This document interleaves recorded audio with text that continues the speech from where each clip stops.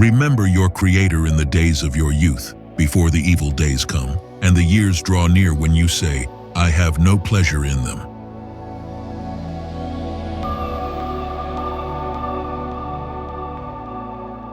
Thus begins one of the most moving chapters in the Bible, Ecclesiastes chapter 12, an urgent call. It is the voice of an old man who had everything and who finally understood that without God, life is but an empty echo. It is the cry of King Solomon, the wisest man of his time, who saw wealth, pleasure, power, pass by and concluded with a heartbreaking confession, all is vanity. Today, that same warning resonates in a generation that runs aimlessly, that trades God for fleeting experiences, and that confuses freedom with slavery. In El Salvador, for example, thousands of young people chose to ignore that voice. Many of them grew up in homes where God was spoken of, where there was prayer, where there was a Bible. But they chose the path of gangs, easy power, and forced respect. Today, behind bars and overcrowded prisons, with tattoos that no longer impress anyone, many of them weep in silence, not because of the judicial sentence, but because of the emptiness in their souls. They had a chance, they spurned it, and now they live trapped, without freedom, without family, without contentment, wondering what their life would have been like if they had remembered their Creator in time. And not just on the streets, but also on stage. Katy Perry, the daughter of pastors, began her career in Christian music. Today, she's a superstar, but in interviews, she's admitted to feeling broken and emotionally disconnected. Miley Cyrus, who as a child worshipped God with innocent songs, now confesses that she lives amid anxiety, chaos, and meaninglessness. Justin Bieber, raised in faith, fell into vice and scandal, and although he tries to make a comeback, he has tearfully said that at his worst, I had everything, but I felt empty. Beyoncé, who sang in her church choir as a young woman, now blends her image with dark symbolism and confusing spirituality. What good is having millions if your soul is thirsty? Dear listener, Ecclesiastes chapter 12 is a mirror that forces us to look at what many want to avoid: old age without peace, time that doesn't forgive, and the eternity that awaits. Today, many laugh at the gospel as if youth were eternal. But the body tires, the eyes dim, the soul yearns for purpose, and only God can fulfill it. So in this video, we'll uncover Solomon's powerful final message and understand why remembering God in your youth is not only an act of faith, but the wisest and most momentous decision you can make in your entire life. Because in the end, when everything is over, only one question will remain: where is your Creator? Let's get started.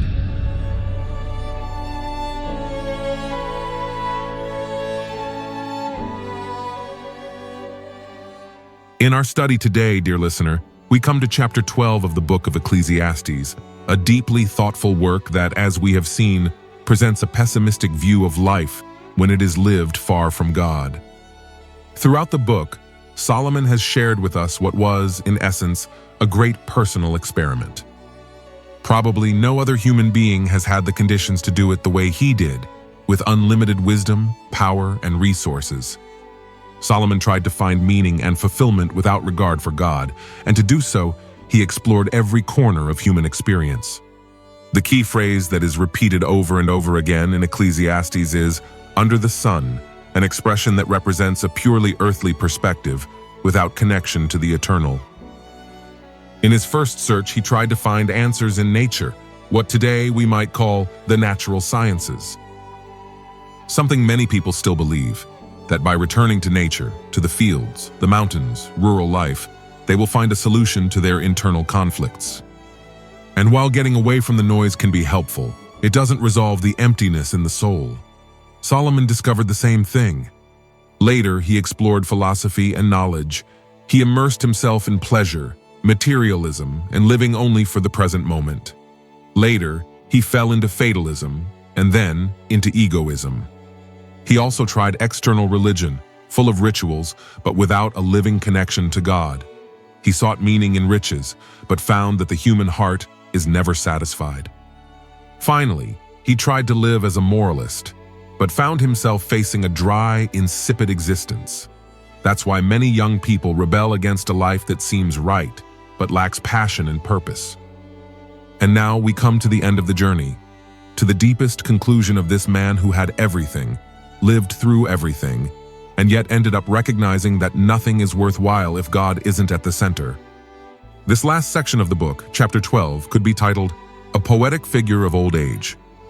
Here, Solomon speaks not only to the elderly, but also to the young. This chapter covers the two extreme stages of life and contains a powerful exhortation that invites us to reflect before it is too late. Therefore, dear listener, before we dive into chapter 12, I invite you to read together verses 9 and 10 of chapter 11 of Ecclesiastes to better understand the central message of this conclusion and what God wants to teach us through it. So let's begin by reading verse 9. Rejoice, young man, in your youth, and let your heart take pleasure in the days of your youth, and walk in the ways of your heart and in the sight of your eyes. But know that for all these things God will judge you. This verse, although at first glance it sounds like an invitation to youthful joy, is actually a serious, wise, and deeply spiritual exhortation. Solomon, in writing these words, is not promoting a life of unbridled pleasure or irresponsible debauchery, but rather holding a mirror up to the young man so that he may see his life in light of God's eternal purpose. It begins with a positive call. Rejoice, young man, in your youth. The wise man is not denying that youth is a beautiful stage, full of strength, energy, dreams, and opportunities. God isn't against joy. In fact, He is the author of true joy. Joy isn't a sin, the problem is where we look for it. Solomon recognizes that the human heart, especially that of a young person, desires to enjoy life. Therefore, he says, let your heart take pleasure in the days of your youth. It is a legitimate statement. Youth is a gift to be valued, not despised. However, the text changes its tone when it adds, walk according to the ways of your heart and according to the sight of your eyes. This phrase, more than a recommendation, is a rhetorical warning. It's as if he were saying, go, do what your heart tells you, follow your impulses, experience what you want, but remember something very important. And here comes the statement that defines the entire verse. But know that in all these things God will judge you. This is the cornerstone of the teaching. God is not absent from the young person's present or future. He sees, He observes, and He will judge. This is not an empty threat, but a call to live with moral responsibility and spiritual reverence. Life is not a series of decisions without consequences. Every act, every desire, every impulse has weight before the throne of God. This verse is then a balance between joy and judgment, between freedom and responsibility, between living fully and living in fear of God. Solomon is saying, yes, young man, enjoy your life, but don't forget that you are not your own master. Your life is under the watchful eye of a just, holy, and eternal God who will one day call you to account. This message is deeply relevant today. In a world that promotes youth without limits, without restraint, and without direction, this verse calls us to reflect. Am I living my youth only for myself, or am I living with eternity in mind? Am I using my strength for the fleeting or the eternal? Remember, dear listener, that if you are in your youth, this is the decisive moment to make the most important decisions of your life. It is in these years that the direction of the future is established, and that is why it is essential to choose wisely. How many people have wasted their youth, squandered their energy, and today live a life marked by pain and frustration, all because they made wrong decisions in their younger years. The days of youth may seem long and full of opportunities, but they are empty if not lived right. Life is a gift from God given to us one day at a time, actually, 1 second at a time. It is a precious gift, and it must be lived with a clear purpose, to glorify God in everything we do. Because that is, ultimately, the primary purpose of being human. Honor God, glorify Him with our lives, and find in Him our greatest joy, now and for eternity. Let's continue reading verse 10 of chapter 11 of Ecclesiastes. Therefore, remove anger from your heart, and put evil away from your flesh, for childhood and youth are vanity. After warning the young man that God will judge him for his ways, Solomon does not remain a vague warning or a distant threat, but gives a direct instruction: remove anger from your heart. Here, the word anger does not refer only to a moment of anger or bad mood, but to the disordered internal passions of the human heart, such as rebellion, resentment, arrogance, lust, or pride. Solomon is saying that the young man must not only be careful of what he does, but also of what he allows to take root inside him. Because many times it is not what is external that contaminates first, but what already lives in the heart. And he adds, and remove evil from your flesh. Here he is talking about the body, about physical actions, about visible behavior. Solomon is calling the young man to live with purity, to reject sins that affect his body, such as excesses, unbridled passions, and all forms of impurity that can enslave the flesh. There is a connection between what is in the heart and what manifests in the body. Therefore, the heart is cleansed first, and then the external works of evil are removed. And then comes the final phrase, the one that crowns this exhortation: for adolescence and youth are vanity. This doesn't mean they are bad, nor that they have no value. The word vanity in Ecclesiastes doesn't mean sin, but rather transience, emptiness, fragility, vapor, something that passes quickly. It's like saying, don't put your trust in this stage of life because it won't last. Youth isn't eternal. What seems like strength, beauty, drive, and freedom today can fade tomorrow like the morning dew. Therefore, it's not worth wasting it on things of no eternal value. Solomon speaks with the voice of someone who has lived, experienced, enjoyed, and made mistakes. He looks back and tells the young man, don't fool yourself into thinking you have all the time in the world. What you do now with your body, your emotions, your passions, will resonate in your future and in your eternity. So don't just look ahead, look up. Don't live with your eyes fixed on fleeting pleasures, but on Him who gives meaning to every stage of life. This verse is a call to holiness, but also to wisdom. It is a call to understand that youth must be lived with purpose, with self-control, with spiritual vision. It's not about repressing life, but rather directing it toward the eternal, because the young person who honors God in his youth will have a firm foundation for when difficult days come.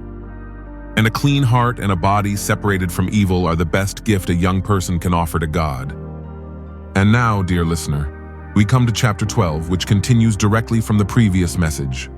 Let us read verse 1. Remember your Creator in the days of your youth, before the difficult days come and the years draw near when you say, I have no pleasure in them. This verse marks a high point in the book of Ecclesiastes. After having traversed all the failed searches for meaning under the sun, pleasure, wisdom, riches, work, fame, Solomon at the end of his days raises his gaze and gives us the essence of his discovery. Life only takes on true meaning when human beings remember their Creator. The word remember isn't simply a call to remembrance. In the Bible, remember implies keeping in mind, living consciously, honoring with one's entire life. Solomon is not speaking of an occasional memory of God, like someone who remembers a verse from time to time, but of a life centered on Him. An existence that is born from the deep awareness that we have a Creator to whom we must render honor, obedience, and worship. And he doesn't say remember God, but specifically remember your Creator. With this word, Solomon points to the very origin of life. He reminds us that we are not a product of chance, coincidence, or time. We have a sacred origin. We were formed by the hands of the eternal God for a divine purpose. Remembering your Creator means recognizing that you are not your own, that you did not come to this world just to live for the sake of living, but to walk in communion with the One who gave you breath. But the most powerful aspect of this verse is the moment it asks us to remember, in the days of your youth. Why? Because youth is the stage where God is most easily forgotten. It is the season of strength, of beauty, of independence, of decisions that mark the rest of your life. Many people think they can remember God later, when they are old, when they no longer have the energy to enjoy life. But Solomon, who lived that youth intensely and often without restraint, wisely tells us, do it now, don't wait. Don't postpone the eternal. Youth is the most fertile ground for sowing eternity. Then comes the warning. Before the evil days come, and the years draw near when you say, I have no pleasure in them. This doesn't mean that old age in itself is bad, but rather that it is a stage in which many opportunities have passed. The body weakens, the senses diminish, burdens increase, and the possibilities for correcting course are more limited. Solomon is saying, do not put off what must begin today. Don't reach the end of your life regretting not having put God first when you had the strength, clarity, and time. Because there will come a day when you will look back, and if you did not live with God as your center, everything will seem empty, joyless, and purposeless. We must seriously reflect, dear listener, on something we have seen time and again in our churches.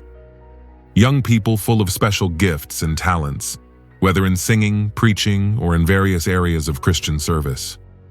Young people who began with passion, with a fire in their hearts, serving the Lord with dedication and devotion. However, due to poor decisions made during their youth, many of those gifts were wasted. In many cases, the beginning of the fall began at the stage of falling in love, something that in itself is not bad, but when one does not live under the guidance of God or with the patience necessary to wait for the right person, it can become a trap. Sadly, some joined forces with people of the world, with men or women who didn't share their faith or spiritual vision, and this gradually led them away from the path of the Lord. Thus, the joy of service was replaced by the fleeting pleasures of the world. Today, many of them live lives marked by anguish. There is no more peace, no more contentment. They carry the weight of broken relationships, disharmonious homes, infidelity, suffering, and burdens that were not part of God's plan for their lives. The pattern is often repeated: young people who started well, but were swept away by the disordered desires of youth and in the end, found only pain, emptiness, and regret. We must also consider that in the secular world, there are many examples of how poor decisions made in youth have had devastating consequences. Many young people are in prison today, haunted by the remorse of past mistakes. Others live with illnesses or disabilities caused by accidents or careless decisions. There are so many situations that you could spend hours listing them, but the bottom line is this: it was the wrong decisions that led to a life without contentment. We even see examples among singers and public figures in the secular world who, despite having fame, money, and recognition, live empty, meaningless lives, plunged into deep depression and inner anguish that leads them to seek escape in drugs, addictions, or other vices. And in many cases, this lack of purpose and inner peace has sadly led them to suicide. These realities forcefully demonstrate that success without direction, freedom without wisdom, and youth without God can become a deadly trap. This is not a judgment, but a call of warning and love. Youth is a decisive stage, and the decisions made during it can determine the course of an entire life. Therefore, as Solomon said, it is crucial to remember the Creator from now on. Notice what verse 2 continues. Before the sun and the light, the moon and the stars are darkened, and the clouds return after the rain. This verse is part of the poetic and solemn passage where Solomon, from the wisdom of his later years, exhorts young people to remember their Creator before old age arrives, and with it, the difficult days. In this text, he continues the symbolic description of aging and the natural deterioration of human life, but now does so using cosmic and atmospheric images that represent the progressive fading of vitality. When Solomon says, "Before the sun and the light and the moon and the stars are darkened," he is not referring to a literal phenomenon in the sky, but to the loss of brightness, clarity, and joy in life as old age approaches.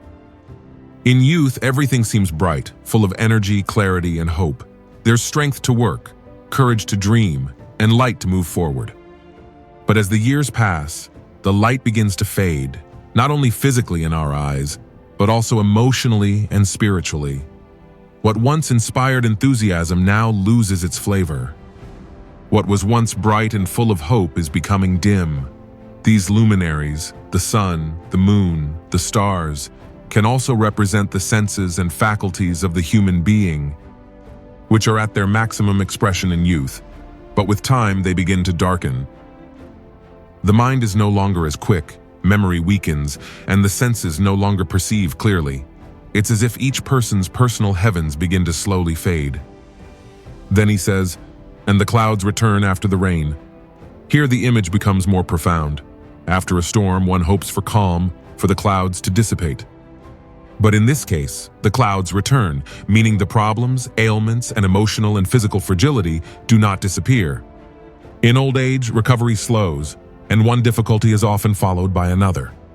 It is an image of a body and soul that no longer rise with the same agility, that lives surrounded by storm clouds, without the clarity and lightness that characterized the days of youth. Let's continue reading verse 3. "When the guards of the house will tremble, and the strong men will bow down, and the grinders will cease because they have diminished, and those who look out of the windows will be darkened." Here we have a description of the body, the physical body in old age. Who then are these guardians of the house? We think he's referring to the legs. The elderly person loses stability and tends to wobble. You, dear listener, may have observed an elderly person having to be helped onto and off a bus or car. Even if your friends tell you you're enjoying good health, there's always someone trying to help you with one of those tasks, because an older person isn't as agile and quick as they once were. People of this age, when they begin to descend the stairs, sometimes groan. This reminds us of what the Apostle Paul wrote in 2 Corinthians chapter 5, verse 4, "We who are in this tabernacle groan in anguish."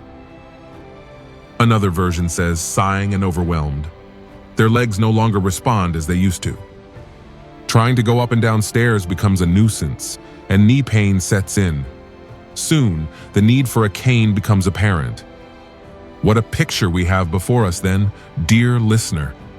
And Solomon went on to describe a body in a state of general decay. Then he said, "And let the strong men bow down." Here he was referring to the shoulders, which can no longer remain erect as before, in the time of youth and maturity, and begin to slouch. Adopting a posture that, under those conditions, is most comfortable for the body. And then he continues this description with the phrase, "And the teeth will cease, because they have diminished." This refers to the loss of teeth, and the person becomes more dependent on the dentist to prevent or address natural wear and tear, replace teeth, or place bridges or dentures. And the description of this verse is completed with the phrase, "And those who look out the windows will be darkened." This refers to the progressive loss of sight. So these windows of the body begin to darken. Things no longer look as bright as they once did. Then in verse 4 of this chapter 12 of Ecclesiastes it says, "And the doors outside will be shut because of the noise of the millstone, when it is lifted up at the voice of the bird, and all the daughters of song will be brought low." This verse continues Solomon's poetic and deeply symbolic portrait of the aging process. He is no longer speaking of the vibrant and energetic youth mentioned at the beginning of the chapter, but of an advanced stage of life where physical abilities, senses, and even natural joy begin to fade. This is not a lament, but a wise warning, inviting us to live with spiritual awareness before these days arrive. When he says, "The outer doors will close at the low noise of the grindstone," many interpreters agree that he is referring to the decline of hearing. The doors symbolically represent the ears, which in old age no longer perceive the world clearly. The noise of the millstone, that is, the everyday sound of grinding, which in ancient times was loud and characteristic of household activity, is no longer heard with the same intensity. The bustle of life that once filled the environment now seems distant, blurred, and muffled. This is a clear example of how hearing weakens, and with it a fundamental part of our connection to the outside world. Then he says, "When he rises at the voice of a bird," here we see another aspect of old age, light sleep. As the years pass, many elderly people no longer enjoy the deep, restful sleep of youth. They wake up easily, even with the slightest sound, such as a bird song at dawn. What once didn't interrupt their sleep is now enough to open their eyes. This everyday detail, described with such poetic beauty, reveals how the aging body loses its ability to rest fully, and how even rest begins to become fragile. Finally, The verse concludes by saying, "And all the daughters of song will be brought low." This is a delicate expression to speak of the loss of one's voice, of one's ear for music, and of the joy of singing. The daughters of song can refer to the vocal cords, musical sensitivity, or even the emotions that accompany music. In old age, the voice no longer has the same strength or clarity. What was once melody now sounds muffled or becomes unattainable, and beyond the literal song, there is a dulling of inner joy, of free emotional expression. This verse is not meant to depress the reader, but rather to bring them to a deep awareness of the fragility of life. It is a call to live fully in the days of youth, not to waste them on fleeting pleasures, but to invest them in the eternal. When the ear listens, when sleep is deep, when the voice sings with joy, it is time to seek God with all our might. Because days will come when those things that seem normal today will no longer exist. And when that time comes, the only thing that will remain will be what we have built in communion with our Creator. Let us now read verse 5. "When they shall also be afraid of that which is high, and terrors shall be in the way, and the almond tree shall blossom, and the locust shall be a burden, and appetite shall perish.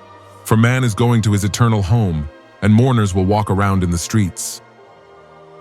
This verse continues the solemn and deeply human picture that Solomon paints of old age and the approach of death. It is not a bitter description, but rather a poetic exhortation laden with wisdom that continues to invite the reader to reflect on the brevity and fragility of life and to make spiritual decisions while there is still time. Each phrase is carefully crafted to portray the physical, emotional, and social deterioration that occurs with advancing age, while simultaneously casting a gaze toward the eternal destiny of human beings. When Solomon says, "When they shall be afraid of that which is high," he is describing the insecurity that accompanies the aging body. In youth, climbing a staircase, a hill, or walking along a steep path may seem simple, but in old age, even the most mundane tasks can pose a risk. The heights, which symbolize physical effort and mobility, begin to generate fear. There's no longer any confidence in the legs, no longer any balance or strength to face the path with the same determination. The body becomes fragile, and with it, so does the spirit. Then he says, "And there will be terrors along the way." This goes beyond physical fear. It's an image of the anxiety that invades the mind in old age. Going out, walking, facing the unexpected is no longer an adventure, but a source of worry. The aging heart fears falls, illness, loss, and even death. What was once experienced lightly is now experienced with caution and fear. Life no longer feels like an open horizon, but rather an uncertain path. Next, we read, "And the almond tree will blossom." This is one of the most beautiful and symbolic images in the passage. The almond tree, in Israel, was one of the first trees to bloom in late winter, covering itself with white blossoms. Here, it represents gray hair, the white crown of old age. It's the visual symbol of a stage approaching its end, but also a sign that the body's winter has arrived. It's a different kind of beauty, solemn, yet real. Then he says, "And the locust will be a burden." The locust, a light and agile creature, here represents things that were once easy to bear, but now become heavy. The elderly can no longer carry what they once carried effortlessly. Responsibilities, bodies, commitments, everything weighs more. Even the smallest things are exhausting.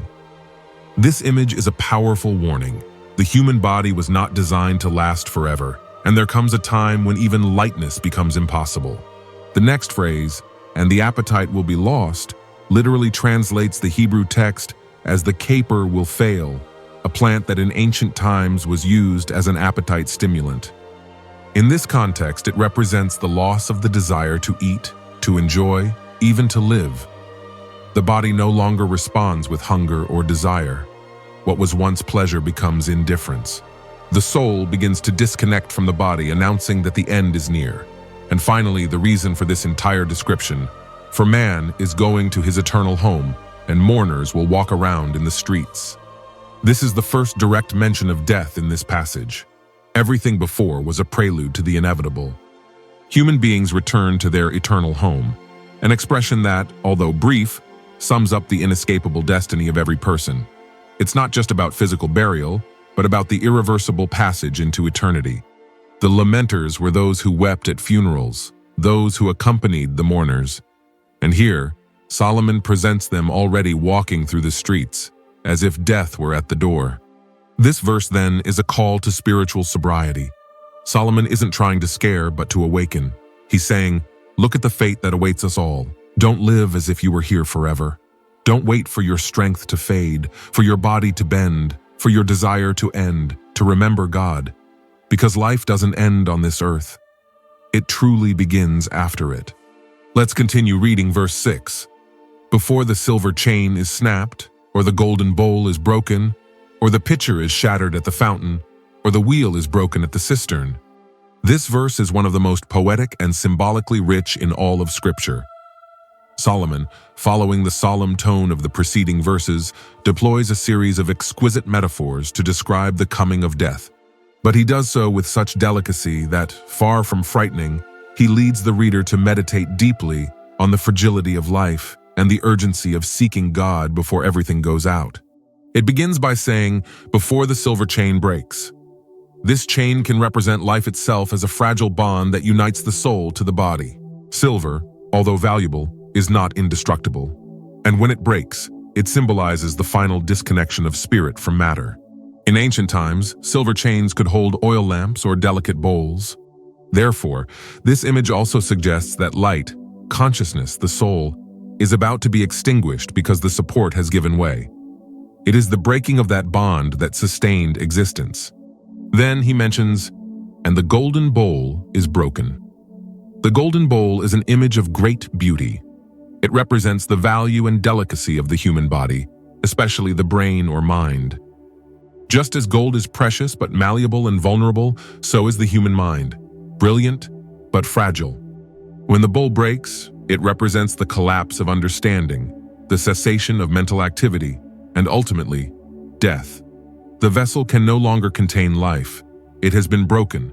Then he says, and the pitcher breaks at the spring. The pitcher going down to the well is a clear image of breath and vitality. The well is the source of life, the heart, the lungs, the center of sustenance, and the pitcher is the instrument that collects the water, that is, the body that is constantly nourished and renewed. When the pitcher breaks at the spring, there is no more access to life. The cycle of renewal has stopped. The body can no longer receive what it needs to continue existing. Finally, he declares, and the wheel breaks over the well. This image complements the previous one. In ancient times, a wheel turned to draw water from the well using a rope or pulley. When the wheel breaks, there is no more movement, no more effort, no more renewal. It is a symbol that the entire system that sustained life has ceased to function. It has stopped forever. All these images together, the silver chain, the golden bowl, the pitcher, the wheel, are a poetic way of describing the exact moment of death. Solomon doesn't say this harshly or dramatically. He says it with reverence, as if he understood that life is a fragile miracle, and that death is not a sudden event, but the inevitable outcome of a structure that deteriorates over time. Then in verse 7, the writer said, and the dust returns to the earth as it was, and the spirit returns to God who gave it. With this verse, Solomon culminates the poetic and solemn sequence on the end of human life. After describing with beauty and sensitivity the progressive deterioration of the body, he arrives here at a direct and theological statement. The body disintegrates and the spirit returns to its origin. When he says, the dust returns to the earth, he echoes the creation account in Genesis chapter 2 verse 7, where God formed man from the dust of the ground. After sin, God also said, you are dust, and to dust you shall return. This is not simply a physical fact, but a spiritual truth. The body is temporary, fragile, and destined to perish. All human beauty, strength, and vigor eventually ends on earth as a reminder of our fallen condition. But then he adds, and the spirit returns to God who gave it. This does not mean that all human beings go directly to heaven or to God's saving presence upon death. What is being asserted is that the spirit, that is, the life, the breath, the spiritual essence of the human being, returns to the God who created it, as the giver of all existence. God is the origin of every soul, and therefore, every human being appears before him after death. This doesn't mean everyone is saved or received into glory. The Bible is clear. After death comes judgment. The spirit of each person returns to God in the sense that God is the supreme judge, and all, just and unjust, must be held accountable. Some will be received with eternal joy, and others will be cast away to condemnation, according to their relationship with the Lord. Jesus himself warns us that God has power not only over the body, but also over the soul in eternity. Likewise, in Luke chapter 16, verses 22 and 23, he teaches us that after death, the destiny of the soul is separated. Some go to consolation, others to torment. Therefore, the return of the spirit to God does not imply automatic reconciliation, but presentation before the throne of judgment. This verse then is a solemn and powerful truth. It reminds us that life is not our own, that everything we are comes from God, and that everything will return to Him, the body to the earth, and the soul to its Creator. And it is precisely because of this reality that Solomon cries out in the previous verses, "Remember your Creator now." Because the day will come when the body will cease, and the soul will appear before the one who gave life. Let's continue reading verse 8. "Vanity of vanities," said the preacher, "all is vanity." With this phrase, Solomon closes the philosophical and spiritual heart of the book of Ecclesiastes, repeating the same statement with which he began in chapter 1. Vanity of vanities, all is vanity. It's as if it begins and ends with the same breath. Life, seen only from an earthly and human perspective, is full of emptiness, fragility, and instability. The word vanity in Hebrew is hevel, and it doesn't simply mean superficial pride as we use it today. Literally, hevel means vapor, breath, smoke, something that appears for a moment and then disappears. With this word, Solomon is not despising life, but showing its transitory nature. The preacher, who had it all, wisdom, wealth, power, fame, pleasure, looks back and recognizes that none of it can sustain the soul if God is not the center. This verse is not a hopeless conclusion, but a stark statement of what happens when human beings live apart from their Creator. It's the summary of a life lived under the sun, that is, without looking toward the eternal. In other words, when God is not the foundation, everything loses meaning. Work, achievements, pleasures, human wisdom, even youth, all are like smoke that dissipates in the wind. Solomon isn't saying that life isn't worth living. What he's saying is that life without God is futile. Human existence on its own cannot answer the deepest questions of the heart. Why do I live? What is my purpose? Where do I go after death? Everything becomes a hollow cycle if God isn't at the center. Therefore, this phrase, though short, is a cry from the soul. The cry of someone who has searched for meaning in 1,000 places and ended up realizing that everything fades away, except God. What is accumulated is lost, what is built collapses, what is enjoyed vanishes, only the eternal remains. Dear listener, if you remove God from the center of your life, no matter how much you have, how much you achieve, or how much you enjoy, in the end, it will all be smoke, vapor, vanity. This world offers so much brilliance, but everything that shines without Christ ends in darkness. Therefore, Solomon's message is not defeatist, it is redemptive. He is crying out to you from his experience. Don't make my mistake. Don't live for what doesn't last. Don't set your heart on what doesn't fulfill you. All is vanity if God isn't your everything. The world will tell you that life is for enjoying, for pursuing your dreams, for living without limits. But Solomon, the man who tried every one of those paths, will tell you something else. All that is smoke, only God remains. So today, before this eternal truth, raise your eyes to heaven, open your heart to Christ, and say to Him with all your being, I no longer want to live in vanity. I want to live in truth, in you, Lord. Because when God is the center, nothing is in vain, and everything makes sense. And so we come to the end of this video. We sincerely hope it has been a great blessing to your life, and that it has touched your heart with profound reflection. We invite you to like it, subscribe to our channel, and share this message with your family and friends, so they too can be edified by this teaching. May God bless you abundantly.